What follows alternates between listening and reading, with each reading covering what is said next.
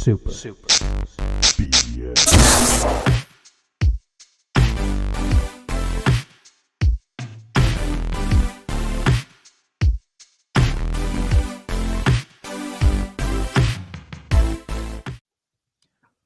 What is up, everybody? Welcome to another episode of the Super BS Games Cast, and Merry Christmas! Merry Christmas! Yay! Hope you're all decking the halls and opening some Christmas presents here on this fine Christmas weekend. We are currently, if you're watching online, you see we have a bunch of Winter Wonderlands cycling in the background here. I'm trying to get more in the Christmas spirit and doing the best I can. Oh, I feel festive. I feel very festive. There you go. All right, so let's this is gonna be a short episode today, but I figured, we're all kind of busy this week. I didn't want to let a week go by without putting out some new content. So I have a couple things I want to discuss here. It shouldn't take up a lot of time, so it's not your traditionally sized episode, but a little something to sink your teeth into, so to speak. Gerald, before we get started, you intrigued me. You enticed me last week by talking about a bone that you had to pick with Microsoft. I do. More about this. Well, it's funny because I always seem to think of you when I have these when I think of these conversations at Target when I go there. Remember the last one about Concord? So yeah, it just always hits me, and I'm like, I go to their video game section as the other parts of the family. They just go ahead and migrate and do whatever. But, as almost any red-blooded male goes to, he migrates to the electronics section. And then in doing so, you go across the aisles, check out the Nintendos, check out the PlayStations. Of course. And then you check out the Xboxes, which is still there. Thank God for that in the first place. But you go there and you want to go and see how everything is. Do they have everything up to snuff as far as what's available for people to buy on Xbox? And I notice the one thing that's not there and not available to buy are the 3 most recent games that came out on Xbox with, of course, Flight Simulator 2024, of course, Stalker 2, Okay. and then the big one, of course, Indiana Jones and the Great Circle. And that, to me, I think was obviously the big disappointment. This is the game that currently is still feasting off of many Game of the Year ending of the year awards that you're going to be seeing. You're going to find it on many lists, maybe even ours. So with that in mind, I just am very disappointed in the way that Microsoft has let me down. I see a little bit of advertising on websites and things of that nature. Of course, they're going to go ahead and throw an ad on IGN. That's all well and good, but why are they not running TV ads for this game? Because of the huge response that it got from the gaming world and the gaming community. This is something that could appeal to a broader audience. They have something on their hands that could be a massive hit for them right now, and also Xbox for them right now, yet they choose to not go down that path. And it was just very disappointing to see that, like you say about physical copies, the death of physical media is already at hand. When you have something that could be a massive hit, just truly be disappointing in the fact that it's not available for Xbox owners in a hard copy at this point in time, and not even being offered in a digital fashion as well down the aisles, unless you actually already have an Xbox or Game Pass. Okay, so let's talk about this for a minute, because I actually noticed the same thing. So you shop at Walmart, you frequent Walmart, right? I won't go to Walmart, same thing. There's nothing for it. Okay, so you go into Walmart and you notice in the video game section, right? So same things happen at Best Buy too, but you walk in, PlayStation and Nintendo, right? They usually have, I want to say, three or four sections of games. Mm-hmm. You look at the Microsoft section, at least at our Walmarts out here, the Microsoft stuff has been condensed down to one section, and you're right, there's not ever any new games. The last new game I saw on there was Dragon Age Veilguard, Hmm. right? And it wasn't even there on the day that it came out. So I don't know if there's just like a lack of care being put in by Microsoft, or if stores are looking at the metrics of who's buying what types of games and seeing that Microsoft gamers are consuming things mostly through Games Pass or online. It's hard to say what's going on, but there's definitely a major dwindling of Microsoft materials in stores. Whereas PlayStation, and granted, you don't get, remember like before, people watch a lot of network television, you get game trailers, right? Whether it's for Halo or Gears or Final Fantasy or whatever just happens to be releasing on any of the big consoles. You don't see that so much anymore. So No. I don't know if they're relying on word of mouth, but like you don't. It's definitely something's changing, and it makes me really sad to see, because you used to be able to go in these stores and see just aisles and aisles of stuff there to pick through. And I know that they'll do a marketing campaign once it comes out on PS5. You'll see a small marketing campaign of some type for Indiana Jones when it comes out in the spring or whenever it does come out for PlayStation 5. I get that, and Yeah. just as a reminder, but it's just so disappointing. This could have been an opportunity this holiday season with 3 games that are big for the console. You could have pushed that and pushed that hard in one last desperate attempt with the declining sales of Nintendo and the fact that PlayStation just has never met, as far as the PlayStation 5 numbers really matching up to what PlayStation 4 has to offer. Yeah. They had an opening. They had an opening to just finally, go out there and say, okay, everyone, $2.99 for our Xbox Series X. Go ahead, grab it for this Christmas, get a free month of Game Pass, and there you go.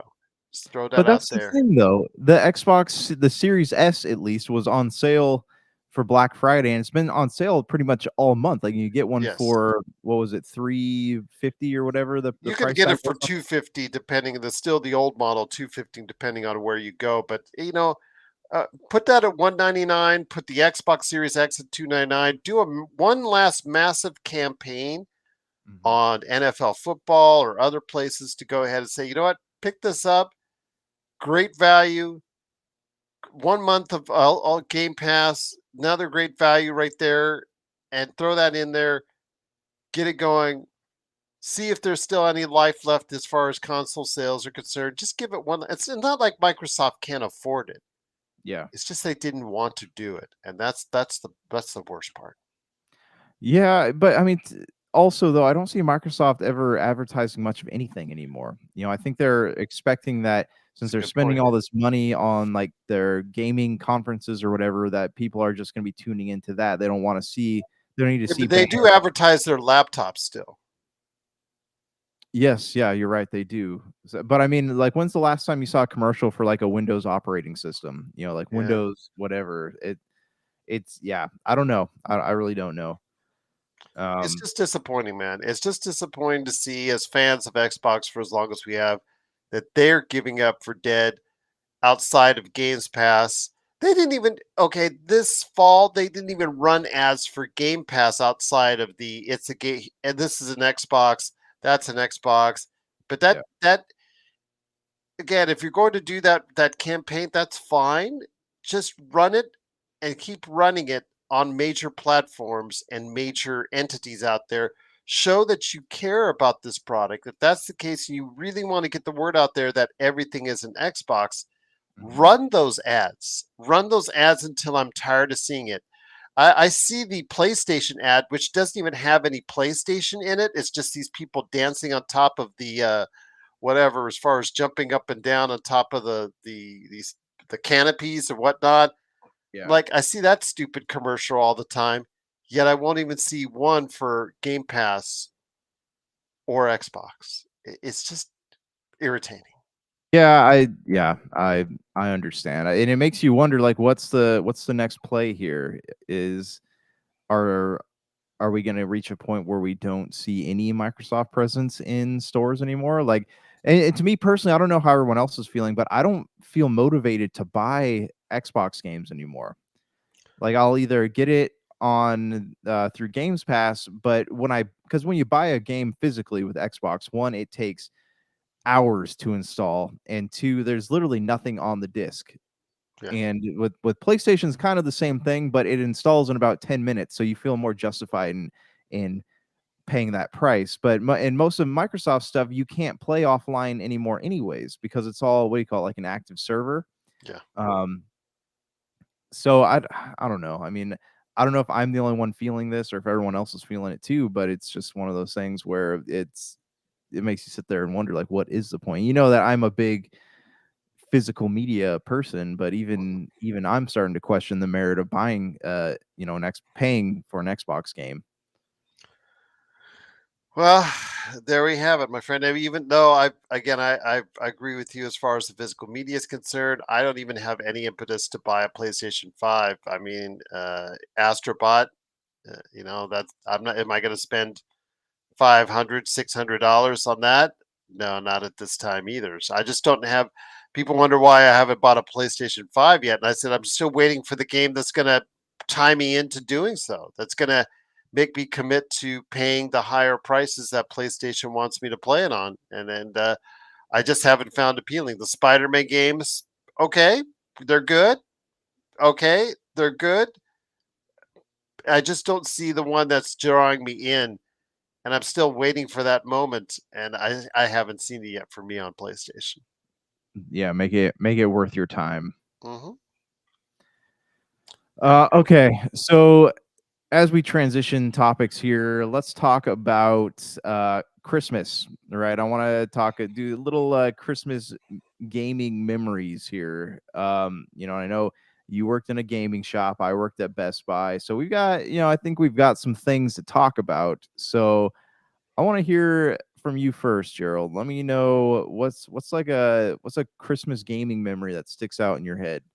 Well, the first one was even before I got involved with it, was receiving the Atomic Purple N64 at Christmas way long ago in the mid '90s, and that to me I think was just a big day. Opening it up, there you go, and just wow, overwhelmed because I didn't think I was going to get my hands on that system at that point in time, and I was just getting it and receiving it was overwhelming, and I just truly was overwhelmed by it. And again, just playing that Atomic Purple, and I almost felt like it was going to be breaking it because it's see through, and you're just worried about breaking it. It's like it's a fragile, but nope, nope. There, it was tough as nails, and you was able to go through hours of extended gaming on that. And again, for me, that was a great point in time. But also, just at when I later on, as I went into the business of video games and ran stores in the video game world,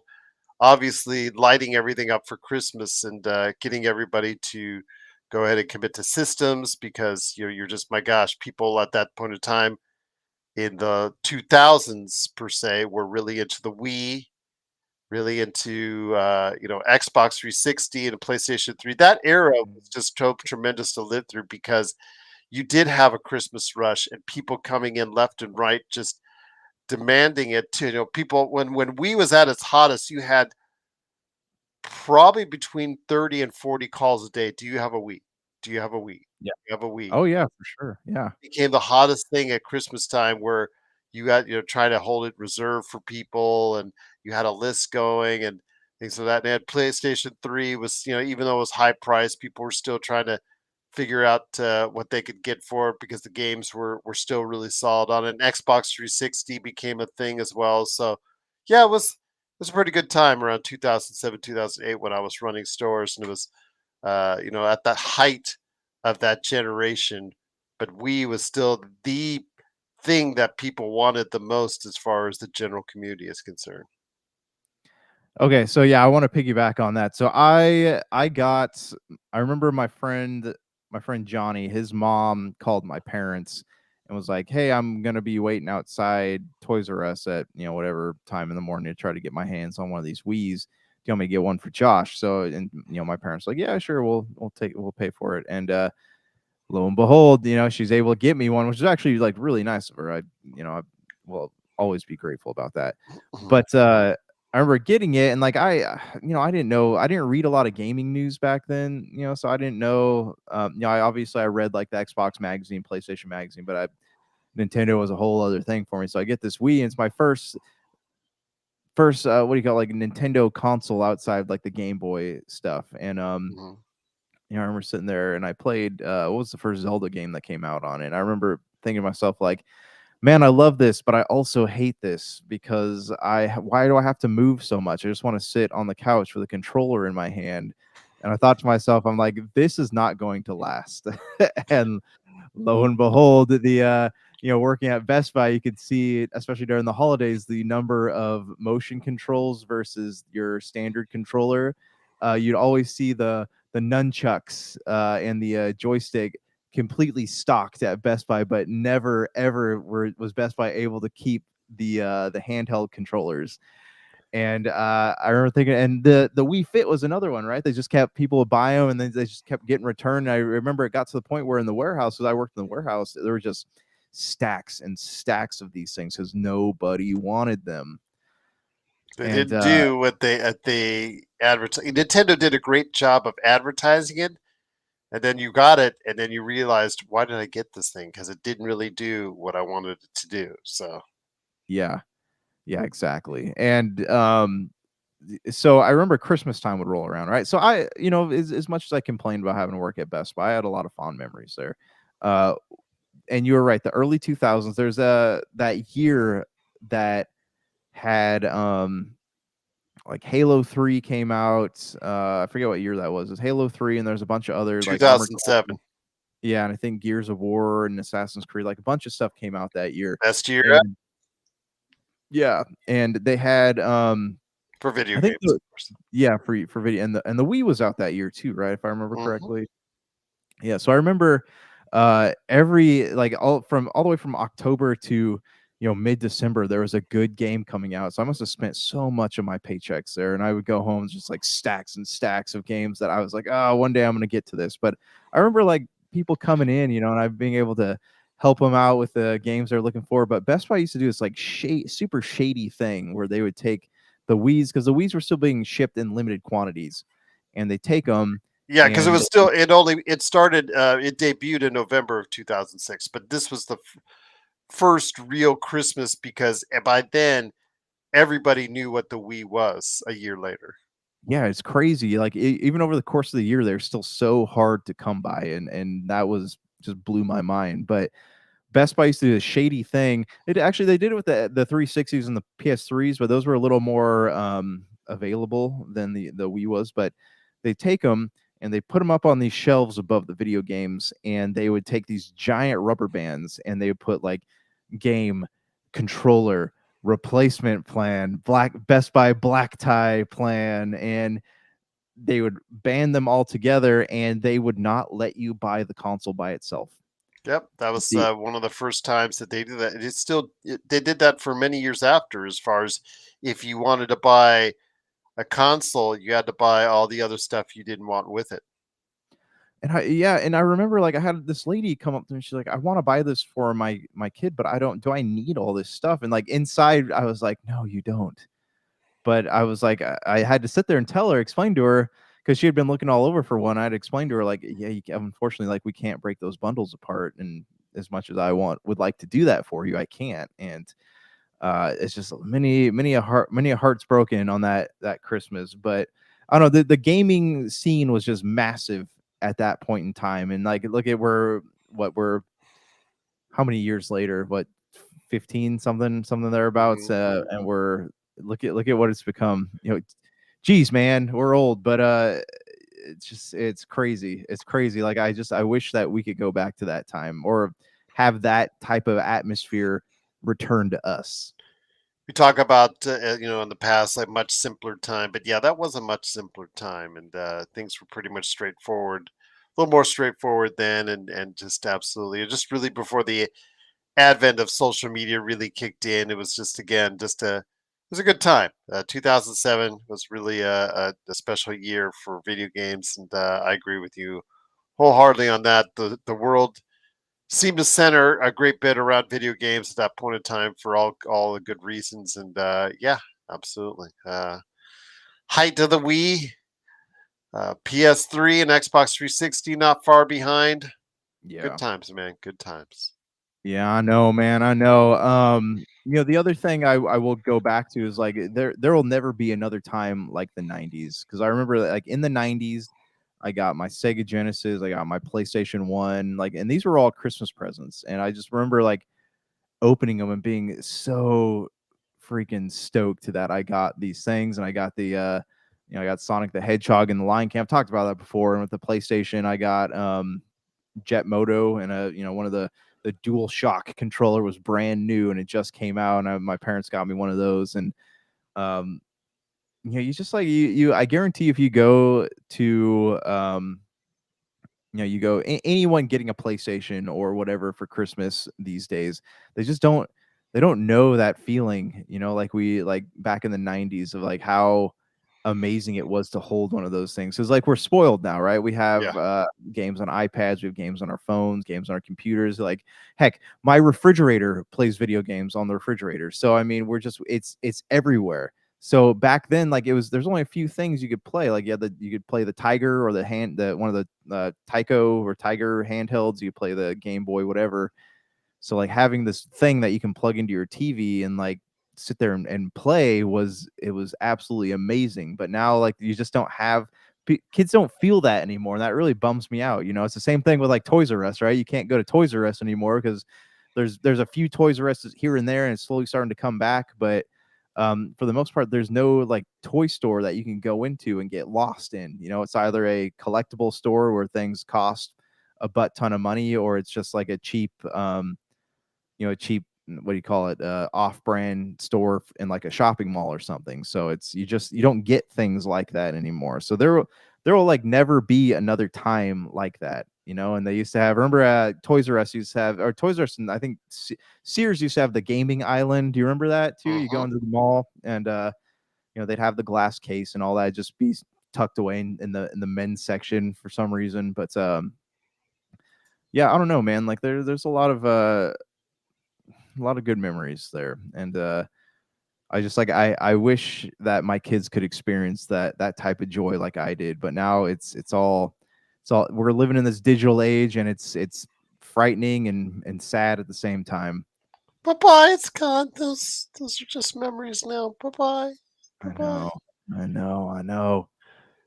But anyways, that's those are some good. You have any other memories you want to talk about before we switch on over to what we're about to get into here? I again, for me, it's been all about and as someone who is older than you, it's just you know always Christmas, always time for something video game related to me each and every year, whether it's getting something as far as a special or just being able to go ahead and have that opportunity to get a game that you were always looking forward to over the years. Even when it goes back to like my days of Pong, Atari 2600, ColecoVision, Intellivision, etc. Just in around that time, you're always waiting for this big game to come out, and hopefully getting it from the family for Christmas. And that's happened periodically over the years. But just the fact that once Black Friday comes around for us, it just seems like it's a special time for video games, even to this day. I mean, our last month, even though it wasn't the same as far as the advertising and what was on sale for it, there's still that sense of wonder as far as who could be giving those great deals holiday time. And just, it's still so much a part of the video game vernacular as far as the sales and how much important those sales are, even though it's losing its effectiveness. Publishers are finding other pockets of the year to sell their games and find success from it. So it's not as reliant as it once was before, but still just getting that game at Christmas Day still means something, I think, to me. But I don't know, like you said, in the waning days of physical media, who knows how much longer that will be. Yeah, I know. And it's also sad too that you like Black Friday, like you said, used to be a big deal, but now there's not a lot out there for Black Friday. You used to go, remember, you used to walk through Target or Best Buy or whatever, and you'd see just stands in the middle of the aisles stocked with movies. And video games and stuff like that. You don't have that anymore. Walmart, their Black Friday deals are all online. Like you can't, the prices don't apply to things in store. You have to do all your shopping online. Target doesn't, they're never stocked. They have the Black Friday sales that you can buy in store, but they're never stocked on the things that are on sale. And that always bums me out. So it's a shifting world we're in, man. And it's just not, I hope that the next generation can make their own Christmas, Christmas, happy Christmas memories. They can look back and say, "Oh, I remember when things went all digital? Like those were the days." Because now they're beaming video games into their brains and stuff. But yeah, I don't know, man. It's just a different world, I guess. It But is. yeah. All right, we're gonna do something different here. We're gonna shift over. Actually, thank you for watching the Super BS Games Cast, guys. This is our end of this episode, and we're getting ready to shift into a little crossover with the pop culture cosmos here, where we're going to talk about some best and worst of 2024. My question though is, when are we going to get together as as a collective on the best of video games of 2024? I mean, my list will have a pop's best of pop culture has that in it, but I know that we would be remiss without Brank's thoughts on the world of video game 24. As far as a couple weeks, perhaps, or what do you think? What do you say on that? I think whenever you get back from vacation, we'll make it happen. I think that's planned to be our next episode here. So Okay. we will get that. And that's usually a two-parter. So it'll be Okay, good. so Snow Day, South Park Snow Day is going to be at the top of our list. I think. Just to let everybody in on that. Everybody loved it. It was great. Oh yes, yeah, absolutely. I just saw it as one of the worst games of 2024 on a couple lists already. So you you Yeah. go from there. But Oh, yeah. yeah, man. I mean, when it comes to the best and worst of pop culture, I mean, I have my list. I know you've made your list, but I'll let you start off, my friend.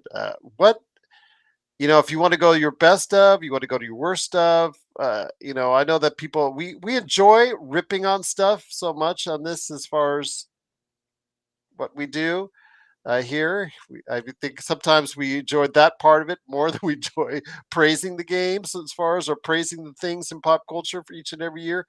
You tell me, my friend, where do you want to lead into first? All right, we can start with the worst of. What do you got? You throw something at me first. I think we All might be right. aligned on a couple things. All right. Well, I have my list here from the highest ranking to the lowest ranking. I'll start when it comes to the worst of pop culture.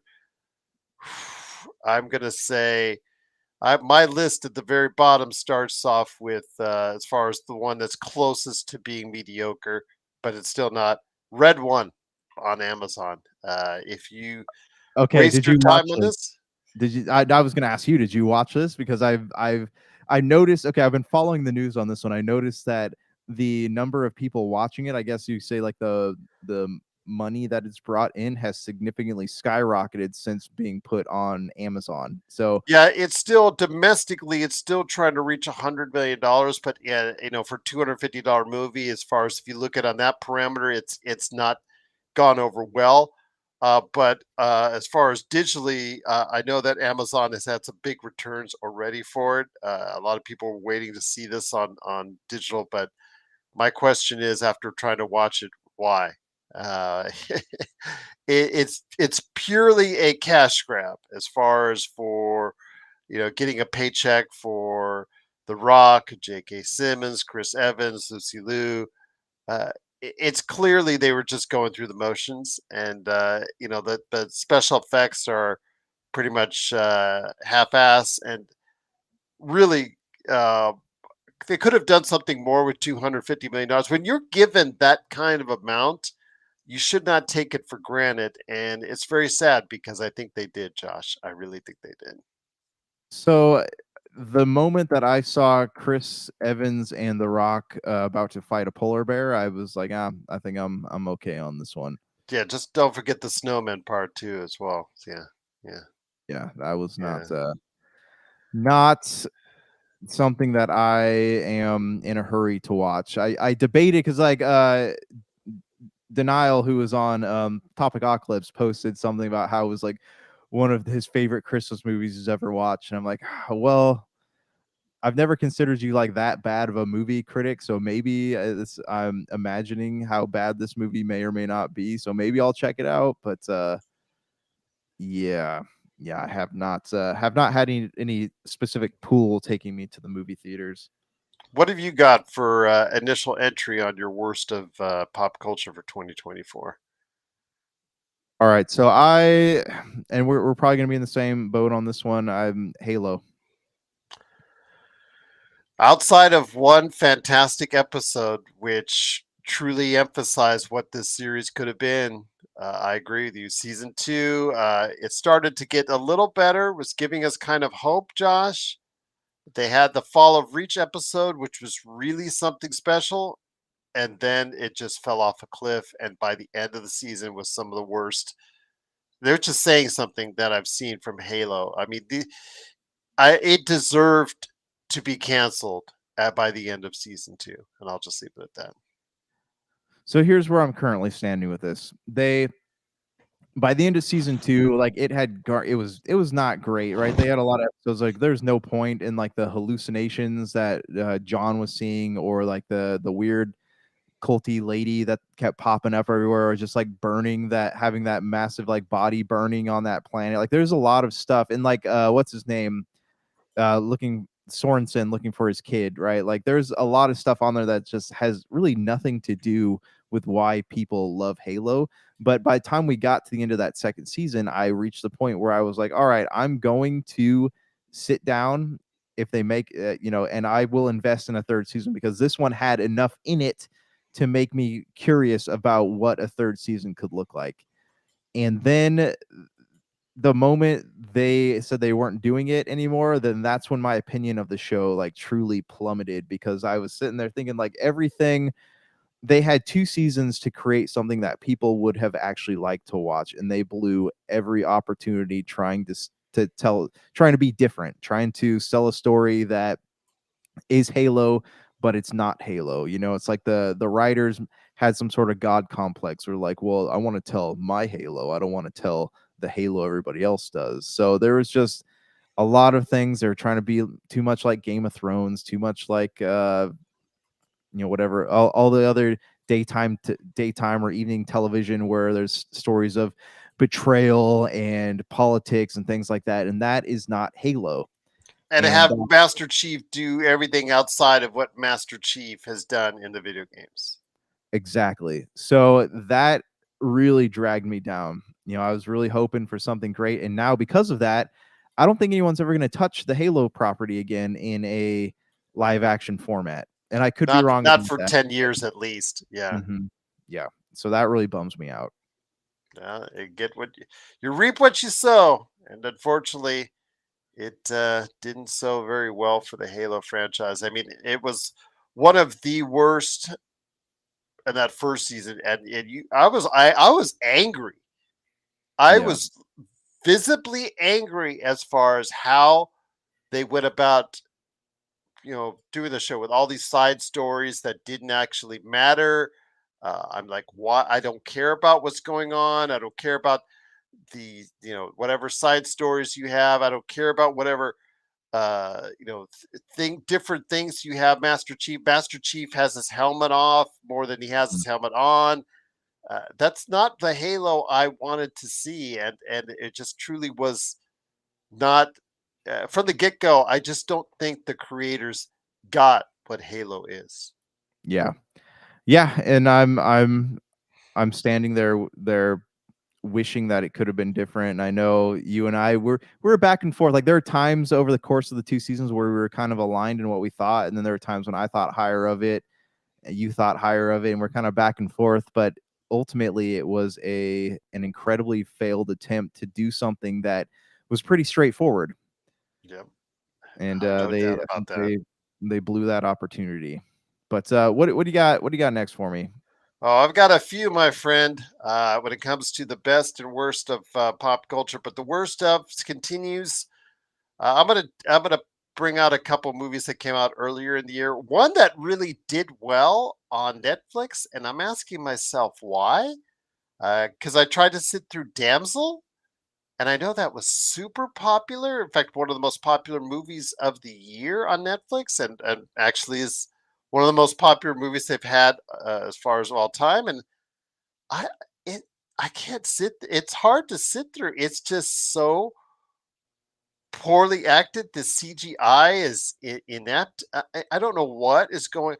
People's standards when they watch something on Netflix seems to be pretty low, and I don't mean that in a derogatory way. But I'm just like, I check out some of the stuff which on Netflix, which is pretty good. There's going to be some stuff on my best of from Netflix, and then you come to like Damsel, and I'm like, why is it so popular? Because this would be like a third rate fantasy epic that probably wouldn't have garnered $20 million in the movie theaters. It's just not good, but people seem to have flocked to it, and I just still am at a loss why. And yeah, it really it's so bad. I accidentally put it twice on my worst of list. That's how bad it was for me. That and Night Swim. Why would you make a game? And I grumbled about this in January when it first came out. Why would you absolutely waste 2 hours of your time watching a movie about a haunted pool? And I'll leave it at that. It's just absolutely disappointing what you know when you're blessed by a Hollywood studio to give make money, as far as for a movie, you're given a certain budget, 10, 20, 30, 40 million, whatever you're given, and you're given that opportunity to put something on celluloid. You come up with Night Swim? Yeah. Seriously? Yeah, this was a year of misses. I think people are raging against the franchise film and trying to put things out that they think people are going to respond to, but they don't actually respond to it. But also, we're facing that weird thing where nobody wants to pay to watch movies anymore. So I if you wouldn't pay can't, to watch Night Swim. Well, you could pay well, me to watch Night Swim, but I ain't paying to watch Night Swim. yeah, well, I mean, well, I do. We talked about this before, like back before was it the early 2000s, Again, like you could go to the movie theater on any given weekend, find 4 or 5 indie films in the being played in theaters. They didn't necessarily make that much money, but they were there and you had the option of watching them. And I think we've reached that point where it's like there's 4 or 5 indie films on any streaming service on any given day, but most of the time you don't know anything about these movies other than the fact that, like, oh, hey, they're here on the new this week rack. So um yeah, Night Swim is not. It looked that was the swimming pool one, right? That was yes. yeah, that was one. I remember we talked about that. We joked about the haunted swimming pool and how it just plays on everybody's irrational fear. Don't take a dip. Don't take a dip. But yeah, sorry. And the other one you had mentioned was the Damsel. Damsel. Yeah. So my kids watched that one. I didn't seem to have any interest in it, but yeah, I remember seeing some trailers for it, and the CG was monumentally bad. And I wonder if people enjoyed it. You're right. When you sit down and watch something on a streaming service, the standards, right? The standards for production are a lot lower than they would be if you went to go see it in theater. But I think that also Millie Bobby Brown is like the it girl of this year. She On is film. Netflix's go-to girl right now. So good for Yeah, her. She's making cash. I cannot fault her. I would shake her hand and say, "You go yeah, with yourself. You keep on letting Netflix cut you those checks because you don't know when those checks are going to stop." So, yeah. No, well, I and mean, and Enola Holmes Damsel was a too, right? huge success, man. So, Yeah, however much I want to bash on it, it was a huge success. So, more power to her at the end yeah, of the day. no, exactly.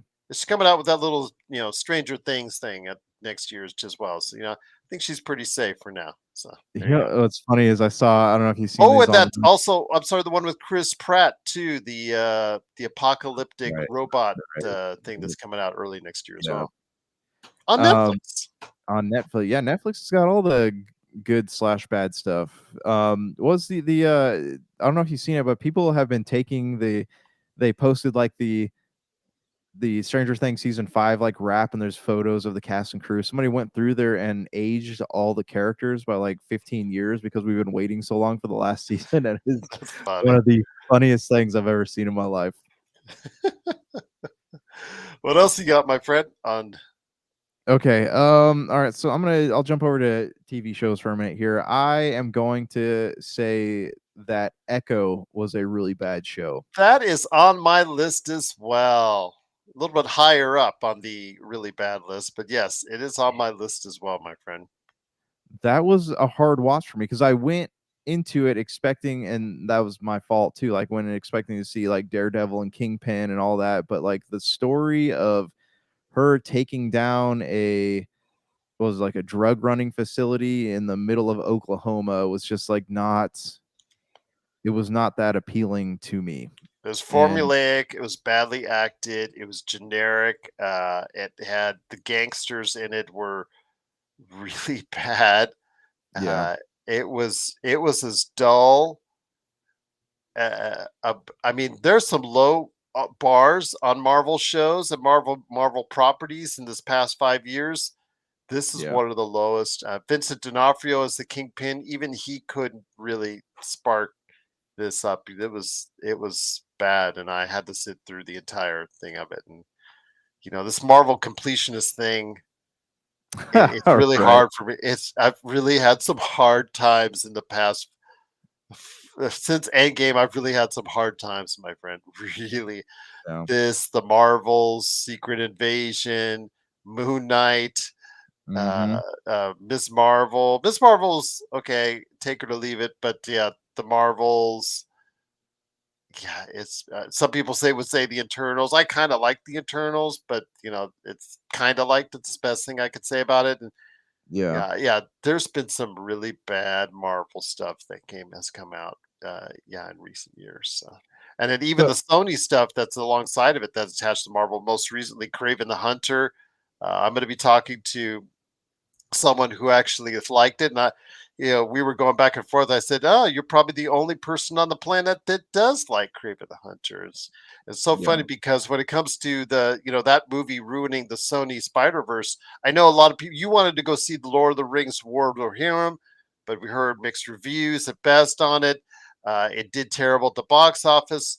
The reason why most people speculate why the Lord of the Rings: War of the Rohirrim was made in the first place was just because it was made because I think it's supposed to they had to release Warner Brothers had to release something by the end of the year to retain the rights for Lord of the Rings, Mhm. for Hunt for Gollum and more, whatever they plan to do, Yeah. and so they had to bring this out quickly in order to do so, and it just feels like it's something that probably shouldn't have been made. And some people's speculation is like, oh, it's because a girls lead, should have a No. male for lead.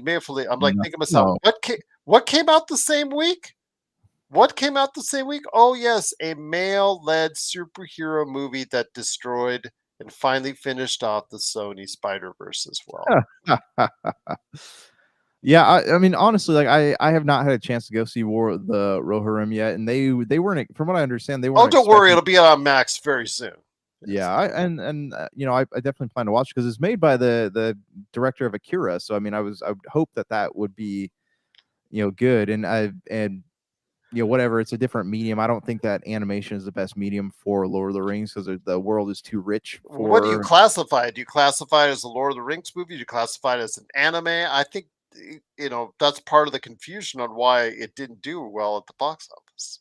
Well, I think I look at it the same way I look at the how DC, they had their live action DC films and they also had like their animated films too. They're just like stories. You get more lore, mythology and lore added in, but it's not necessarily like directly tied into what's going on in the live action Yeah, universe. I think it's just like when you read when you pick up the Silmarillion, right? The Silmarillion is packed with it's all just lore. It's a lore book. It's not, directly tied to the Hobbit or Lord of the Rings. So that's kind of how I'm looking at it. But uh yeah, I still want to watch it and I will watch it, but yeah, I don't know. It's again, I think they just did it to keep the IP running. yes, it's clear that that was their intention on doing so. So that's fine. If the Hunt for Gollum is good and it makes a lot of money and revitalizes Lord of the Rings brand, then this sacrifice was all worth it. Yeah. All What right. else you got, my friend? Okay, I got two more on my bad list here. So I'm gonna go into the first one I have is the Ministry of Ungentlemanly Warfare. Yeah.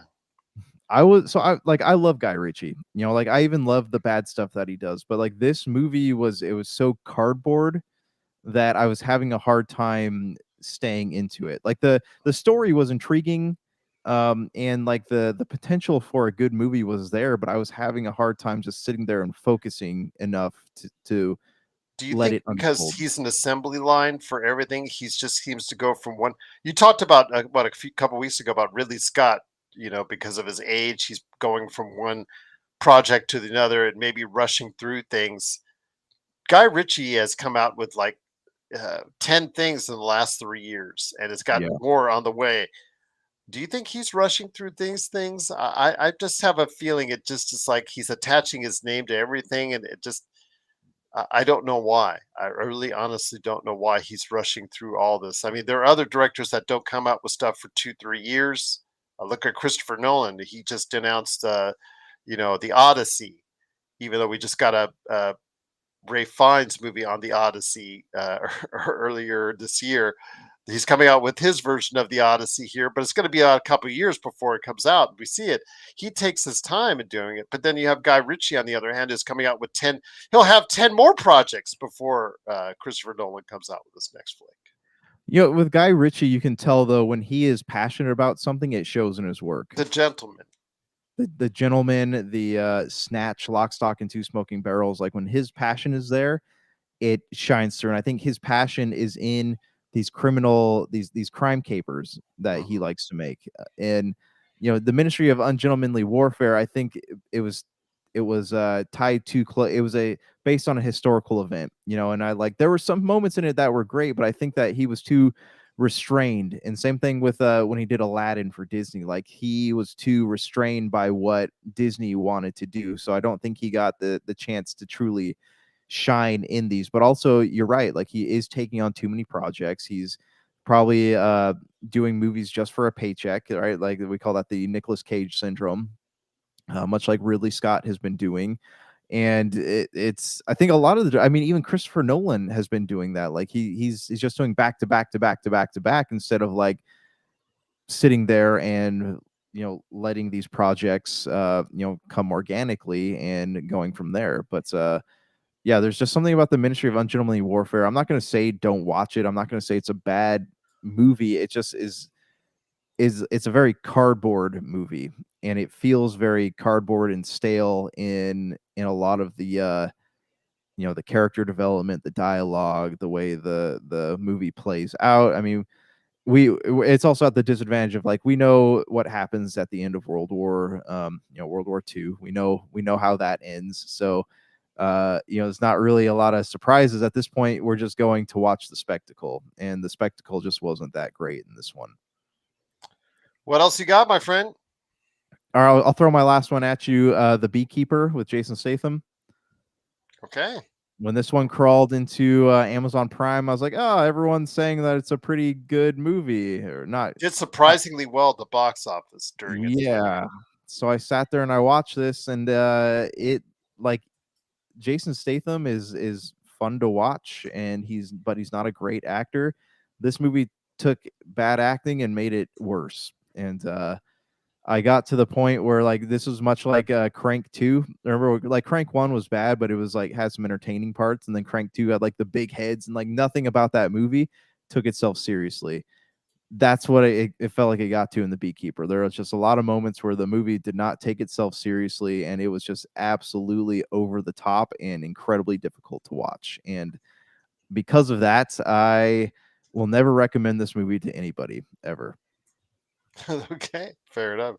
It seemed like a standard Jason Statham flick, and that's the thing. He goes for the paycheck a lot. He's not ashamed of doing that. In fact, I saw him filming one of those paycheck movies once here in Las Vegas. Yeah, for every Fast and Furious or a higher line project he'll take every now and then, he'll go for these like generic action flicks you would find that at the local Redbox when Redbox was something available, but now no longer is. But this is probably his best of these paycheck cash in movies as far as for him, because you think it's horrible. A lot of people would probably think it's generic, and would agree with you on that. But the movie made a lot of money at the box office. I think based off of the time it came out, coming out of January when there's usually a dearth, you're battling against Night Swim. So what do you expect? What are you going to go see? The Beekeeper or Right. Night Swim? Nope. There you go. And the Christmas Leftovers. That was a good time. That was really smart for bringing out. If it had come out in November during the height of Wicked, and what happened with Moana 2 and all that, yeah, would have stood no chance. But it came out at the right time, and despite its mediocre to less than mediocre thoughts from you on that, it definitely earned its money at the box office. So yeah, I'm sure because of that, there's probably 4 or 5 more paycheck movies for Jason Statham on the way. Yeah, yeah, no doubts. You got anything else on your worst list? Oh yes, about 4 or 5 more things. I'll run them off real quickly. Secret Levels Pac-Man episode. Okay. I thought that was beyond horrible. I told you that was a WTF moment for me as far as this year. I couldn't believe what I was watching. I didn't understand the correlation to Pac-Man on it, but lo and behold, a week later, found out they're making a video game off of the Secret Levels Pac-Man episode, and I'm just thinking to myself, why? That was such a piece of trash episode. It brought down the entire series in my eyes, and absolutely was something I don't want to see again, and nor do I want to play the game. I have no desire to play this game as far as when it does come out. But yeah, that's basically was a I know that when IGN said this was a glorified advertisement for all these games, I'd have to point to this one and that last episode of PlayStation when it was just basically a glorified PlayStation commercial with Kevin Hart and his daughter, I believe, in it. Yeah, those two were the blatant commercials of the two. Uh, I thought there was some okay points and some highlights for Secret Level, so it's not on my worst of lists as an entire series. Was heading there at times with Secret Levels Pac-Man episode and that PlayStation episode at the very end, but yeah, again, that Pac-Man episode is just beyond trash. So I will go ahead and say that that's beyond trash as far as that Secret Level episode. Also, I wanted to mention Unfrosted. Unfrosted was something that Jerry Seinfeld returning out there to the world of movie making with his, I guess, imagining of what was going on with let's say something I guess it was a story that's made up that retold the story of Pop Tarts and things of that nature with Unfrosted with Jerry Seinfeld. But yeah, this movie was just a waste of time and not funny at all. I know he did a massive campaign to try and promote it, and I think it did okay for Netflix. But yeah, it truly was not funny at all, and very sad to see these comedians from the past that reach such levels of great success with their art. They try to come back and try to reignite themselves, and I know he had his hands as far as the creation of this, writing, directing, the whole 9 yards as far as it's concerned. I just think at this point, maybe someone else should have directed him and maybe written that a little bit better. But yeah, Unfrosted is something I would not recommend to anyone out there. I was The curious about Acolyte, that one. yeah, yeah, don't need to be curious about that one anymore. If you want to go through and not laugh for 2 hours, by all means, I'll go ahead and warn you ahead of time on that one. The Acolyte, Star Wars: The Acolyte. Um, I know it received a lot of hate before it even started. For me, it just receives angst, and outside the lightsaber battles, the storytelling and was just absolutely. I've said on this show earlier this year was just some of the worst storytelling from a standpoint of the series I've seen in quite some time. And then the fact that yeah, you took the worst episode of the series, and then later on in the series you showed it again from a different perspective. Did you not Someone hear it else, the first time, is what they're saying? yeah, exactly, and you showed it from a different perspective, and it was still bad. So that tells you all you need to know about Star Wars: The Acolyte. Truly a disappointment, and not surprised it didn't get picked up for season two. Um, Beast Games, which is now available on Amazon Prime. Or that's That's pretty like, bad. yeah, it is. It's like a Squid Game for losers. So yeah, it's like what Squid Games was going to be if you went out and you just took all the contestants that lost and you just threw them together. Hey, come back for one more thing. Oh wait, you're all dead. So yeah, it really was just disappointing. Absolutely, just a waste of time. I couldn't even sit through the full chain of episodes. I can't sit through it. It's just absolutely, he is terrible. He is terrible when you get him out of his mode, as far as what he brought him to the success that he was or he is. He all the side stuff that he's doing now, it just doesn't seem to work out. The fast food chain, and then now this is just beyond horrible. And the allegations of what's gone on set and all that stuff, that's put it to the side. I again, that's is what it is. But yeah, on the set, as far as what I was watching, I couldn't sit through 2 episodes of it. Full episodes. It was just that bad. Had a Yeah. feeling it would be. Yeah. I saw they had action Mr. Beast like just random action figures at Walmart, and I was thinking to myself like, why? Why do that? Like you don't need who cares? Like it's not based on any comic book. It's not based on any movie or Who's show you ever buying watched. Like this? why would you waste money on that? Like it's clearly somebody out there just trying to put as many bricks into the fire as they possibly can, and not necessarily knowing that you know some people probably just aren't interested in what you have to sell. My list is down to two, Josh, and man, Borderlands. Mm, This IP is dying, Josh. As we talked about from the Video Game Awards, nobody cared about Borderlands 4, and a lot of that. I still think there's a lot of taint from Borderlands. This is a movie. Maybe if it came out 5 years ago, while the Borderlands IP was still hot before they ran it into the ground by 2K, could have been something. But yeah, it was just generic, formulaic. The CGI was very hit and miss, and it wanted to be a Guardians of the Galaxy. Guardians of the Galaxy still has its remnants because with Concord and with Borderlands, there's still so many. everything wants to be Yeah, Guardians of the Galaxy now. yeah, exactly. Intergalactic got accused of that when we saw that, from Naughty Dog. So yeah, it's just that's it's terrible. It's absolutely terrible, and it unfortunately deserved the huge loss.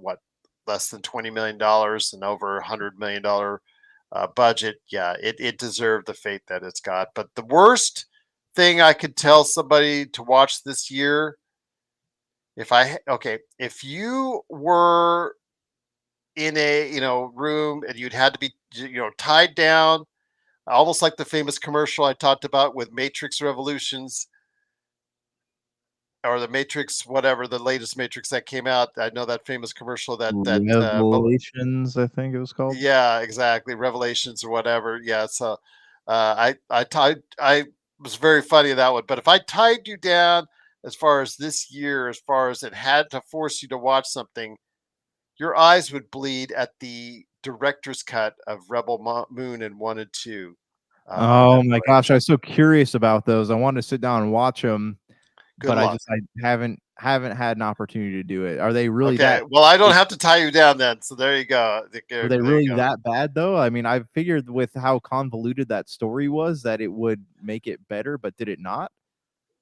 It's just makes it longer, and that's longer torture for the viewer. And I'll leave it at that. Fantastic. The Zack Snyder, I mean, you might be a bigger fan of the Snyderverse than I am, but yeah, I'm trying to think of the last good thing Zack Snyder made, and it's really hard. It's really hard to think what has he made that has really connected with an audience, that has really been decent or good. And maybe what, Justice League the Snyder cut? Yeah, There you I go. mean that seems to be what people like. Yeah, I was trying to remember like Sucker Punch what or 300, I guess, was Yeah, like 300, even 300 Sucker like there's Punch. a Yeah, couple well, others depending that on were who you talk to on Sucker Punch. yeah, but I mean it's one of those movies though that has gained like a lot of fans since it was made. Like a lot of people are now asking like the director's cut for it and kind of like what the momentum built by by movies like Clerks and stuff. It seems to have a cult following now. Yep. So there you have it, my friend. My worst of pop culture for 2024. All right. Well, let's I got four best ones to talk about. All right. I've got a baby here, so I don't know how much time I'm gonna have before she goes off like the little crying time bomb. But Mhm. okay, so I'll go through my first one here. I got, and I think we might be aligned on some of this. We got I have Shogun is on my best list. 9 out of 10. All but one episode was absolute perfection. It Absolutely, couldn't was agree with you more. such an amazing show. The cinematography was great. You know how I like them color palettes. Color palettes very beautiful. The acting was absolutely solid. The writing was great. It's just there's not hardly with the exception of the one of the last few That episodes. There last wasn't episode was, yeah, it still leaves me just like, yeah man, you were doing so great. It was my best of the year going into the last episode, and despite its mixed reviews for me, still is at the very top of my list. It's not at the top, but it's still so. It was so great. It was so great as far as for 90% of it. I can't fault it, you know, at all. yeah. All right, next one I got here the Gentleman. Absolutely loved the Gentleman. Guy That was Ritchie. Guy Ritchie. I know he was a producer on this one though. This is the show he produced it, and it had a lot. I think he directed the first episode, but it had a lot of guest directors in there. But this is one of those like stories where like Guy Ritchie had a chance to shine. Because I know he was behind a lot of like the editing and stuff for this show, and it told a great story. Character development was amazing. The characters were constantly interesting, and it was just to me like I think it's a masterpiece of a show, and I will stand by that because I really enjoyed it and I was excited to hear. I was supposed to be like a one run and done type of show, but I guess they're Yep. making another season because it's so Netflix successful. has backed up the Brinks truck to Guy Ritchie. Oh yeah. So that is on my list. Next I have Carry On. This was one that premiered over the past couple months. And have you gotten a chance to sit down and watch this one? No, but this Die Hard wannabe is getting pretty solid reviews. I think I told you to look out for it. Takes place Christmas time, LAX airport, or at least a makeshift LAX airport. If you've been through LAX, you know it's not actually LAX, but No. still a Yeah. good enough facsimile of it. But yeah, I've heard pretty solid things as far as it's concerned.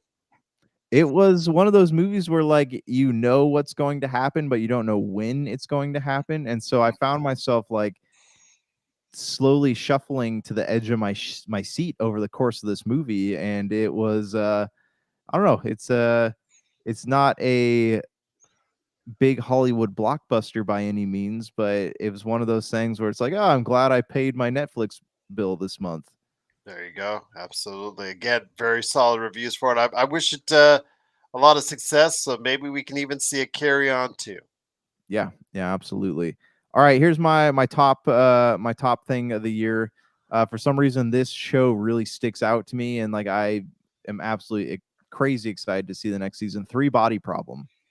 It's on my list as well. Yes, So there you go. yeah. So all right. Well, tell me your thoughts on it first, and then I'll confirm mine here. I was unfamiliar with the series, although it obviously had great popularity both here and overseas. And I just got into it. I thought I liked the concept of it as far as the eventual, invasion by aliens that's going to happen imminently at some point in time because they're coming. They're Oh coming yeah, for us, yeah, Josh. that's right. But it just the way that they were introduced through the VR headsets and how that was realized. Again, outside of one episode that I really have an issue with the CGI monkey, Oh, that was yeah, yeah. yeah, that was not too pleasant. I thought this was really solidly acted.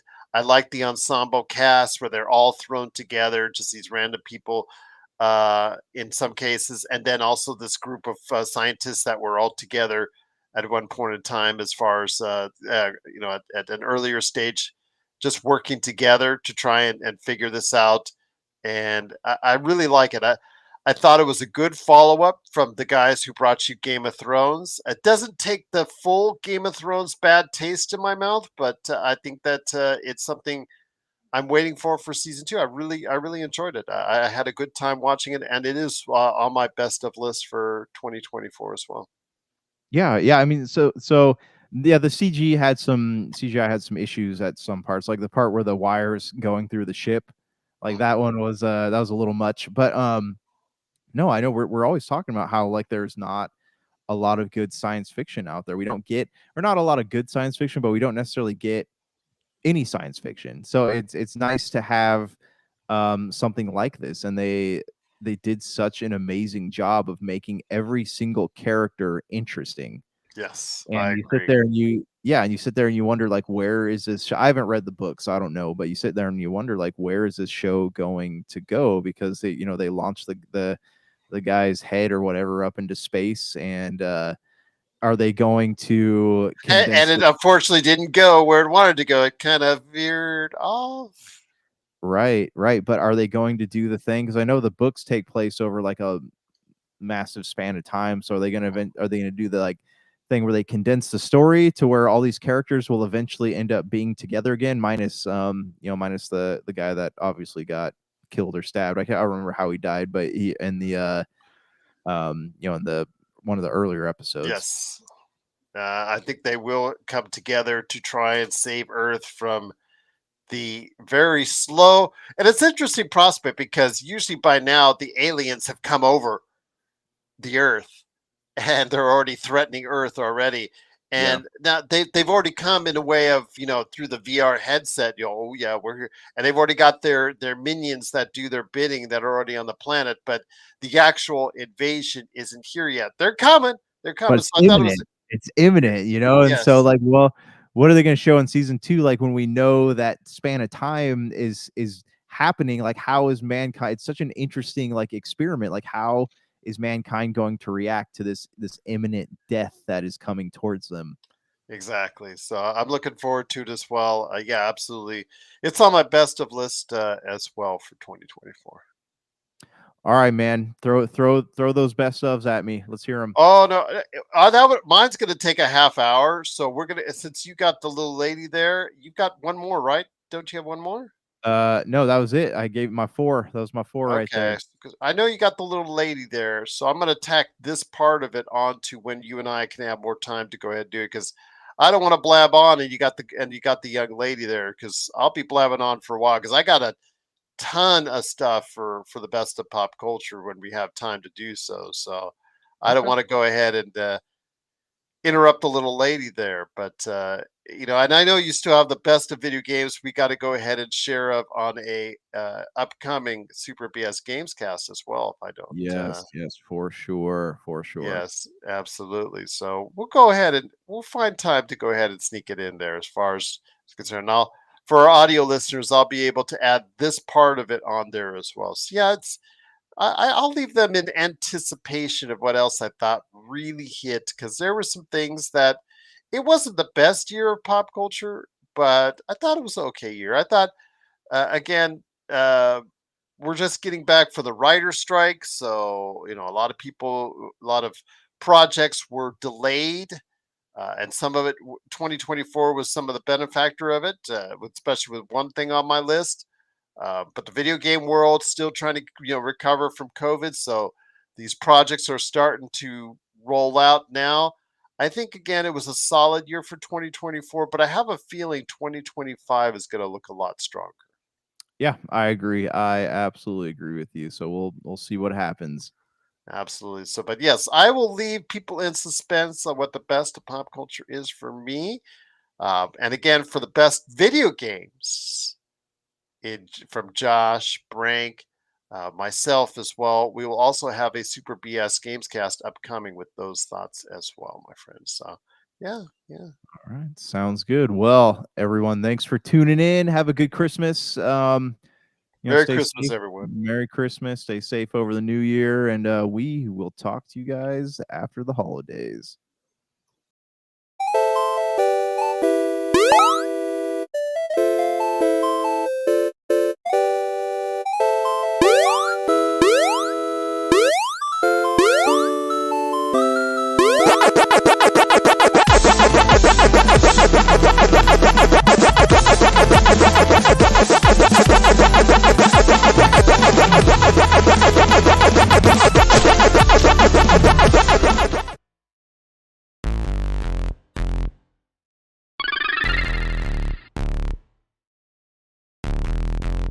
Super BS.